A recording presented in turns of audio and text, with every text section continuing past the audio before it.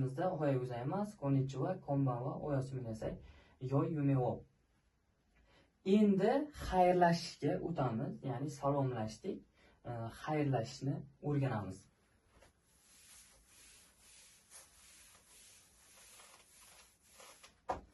Xayrlashish yapon tilida qanday bo'ladi? Sayonara.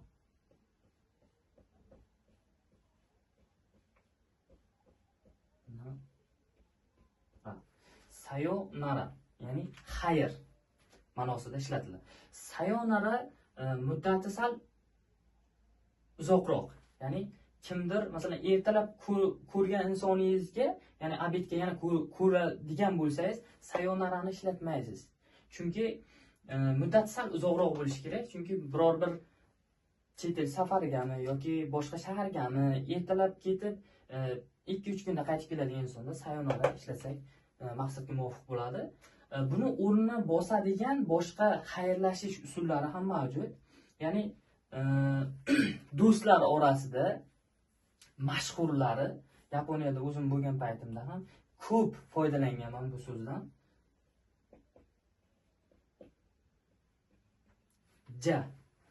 Ja bo'pti degan ma'noda. Bo'pti, ja. Endi buning yana bir shakli bor.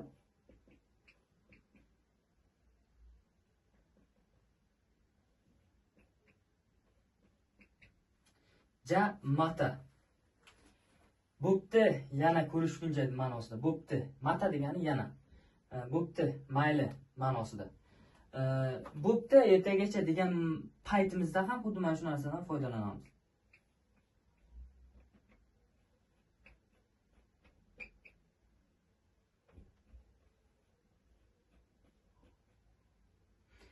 Ja mata ashta. Ashta ertaga degani. Ja bo'pti, mata yana. Bo'pti ertagacha ma'nosida ja mata ashtani ishlatamiz. Ashtani kanjisi ham mavjud. Kanjisi xuddi shu tartibda yoziladi. Xo'sh, xayrlashish sayonara, ja mata ashta. Asosan do'stlar orasida ja mata ashta keng rivojlangan. Ya'ni hozirgi yapon yoshlari ko'pincha ja mata ashtadan foydalanadi. Sayonara boya aytganimizdek uzoq muddatda xayrlashish ma'nosida sayonarani qo'llasak bo'ladi. Xo'sh, bugungi darsimiz aysatsu, ya'ni salomlashuv bo'ldi.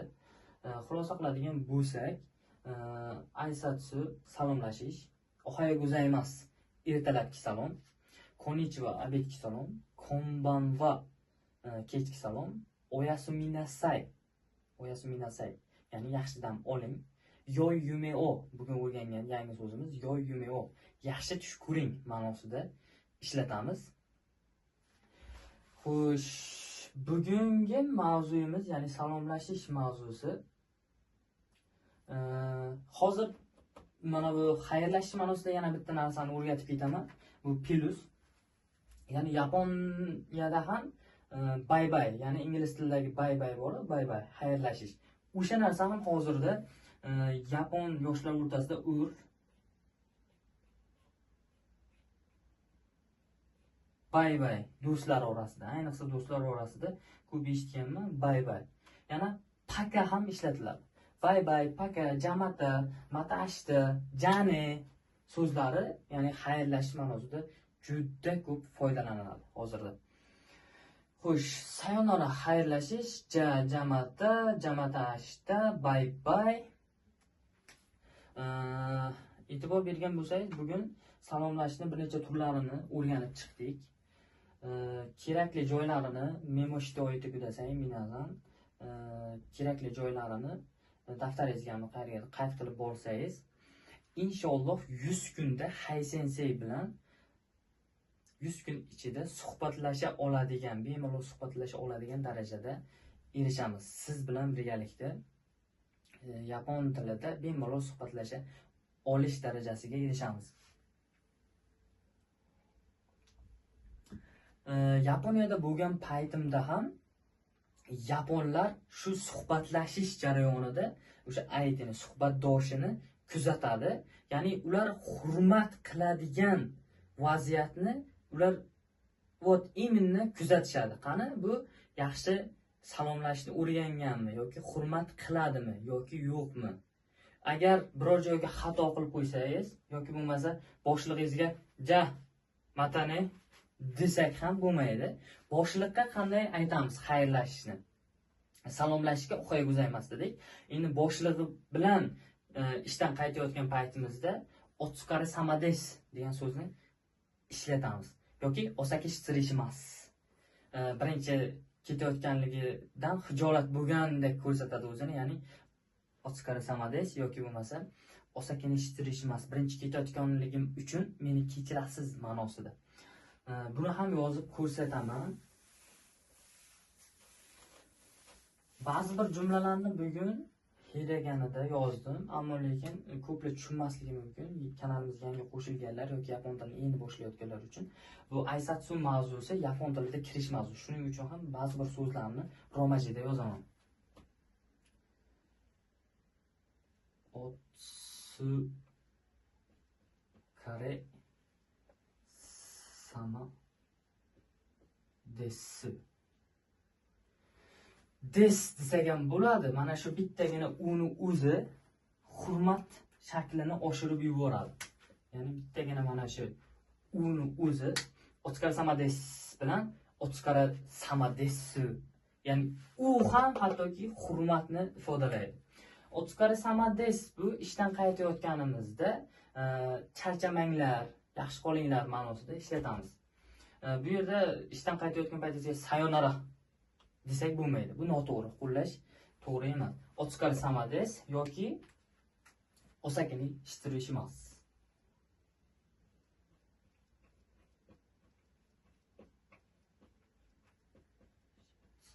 Surei shimas.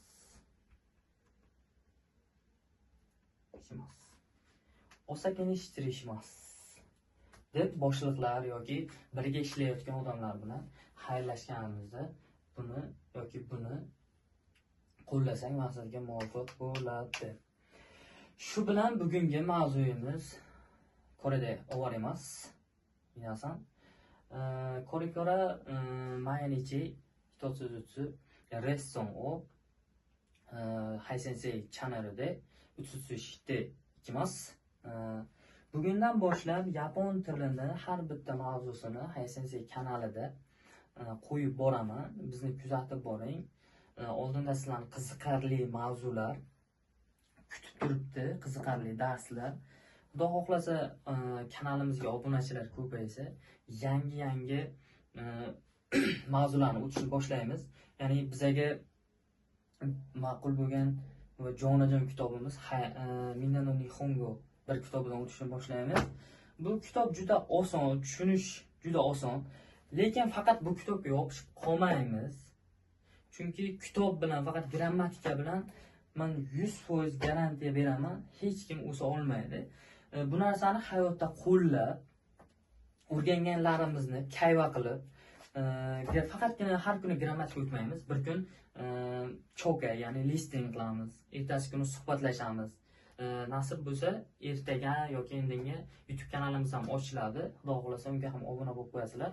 YouTube kanalida streamlar qilamiz, xudo xolasa, yaponlar bilan. O'sha suhbat jarayonida sizlarga ham yakuni tachimas, ya'ni foydali bo'ladi deb o'ylayman. Ya'ni xuddi shu mavzuda yaponlar yoki yapon tilini biladigan biror kishi bilan suhbat qilamiz. Bu narsa o'rgangan narsamizni hayotga qo'llasak, bu narsa tez miyamizga qoladi va erta biror bir yaponni ko'rib qolgan taqdirimizda ham hayajonlanmasdan kinchoshinaydi, minnade aysatsu o shimasu. Xo'sh, korede kyou no jugyou ga owarimasu. Ashita kara honto no jugyou hajimemasu. Ertaga hiragana alifbosini boshlaymiz. Hiragana katakanani kakikatasi mavjud. Ya'ni yozish tartibi. Yozish tartibi qanday? Tepadan pastga, chapdan o'ngga. Xuddi shu tartibda yozmasangiz, xatingiz, ya'ni so'ng xatingiz harflaringiz xunuk chiqishi mumkin. Bundan da qiziqarli mavzular hali oldinda. Bizni kuzatib boring. Haysense kanalida obuna bo'ling, do'stlaringizga ulashing. Qanchalik ko'paysak, menga ham shuncha motivatsiya ko'payadi va sizlarga ko'proq bilim ulashishga harakat qilaman. Ja, matane minasan.